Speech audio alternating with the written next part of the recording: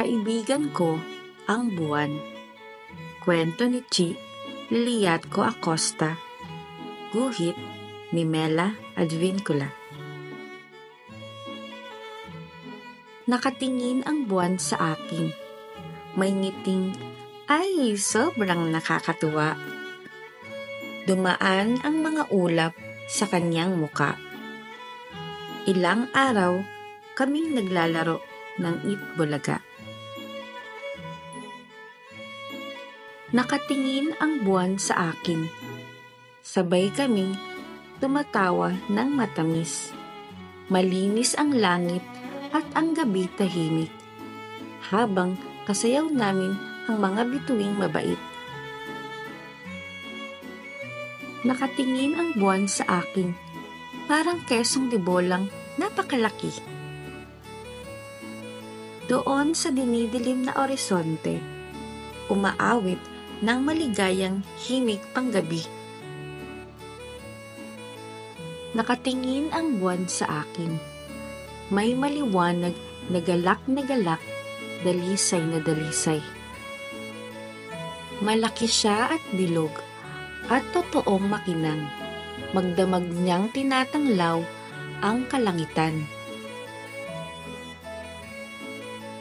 Kaibigan ko ang buwan at baka higit pa.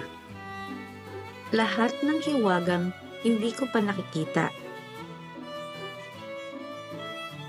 Tumingala ako sa buwan ngayong gabi mula sa bintana ng silid kong antukin. Nakita ko'y isang nakalutang na supot ng pagkain. Nagsasabog sa paligid ng candy at kakanin. Tumingala ako sa buwan ngayong gabi. Ang tinidor at kutsaray inilabas. Pagkatayon sa itaas, ang tanawing anong sarap. Kalahati ng bibingkang naghihintay ng lalaklak. Tumingala ako sa buwan ngayong gabi at mabilis na napasok sa pakikipagsapalaran. Manghuhuli ako ng bumubulusok na bulalakaw, lulan ng bangkang gumigiwang-giwang sa malawak na karimlan. Tumingala ako ngayong gabi. Nasaan ang buwan? Hinanap ko kung nasaan. Kung nasaan, siya kaya'y natutulog? Siya kaya'y nagtago sa kumot?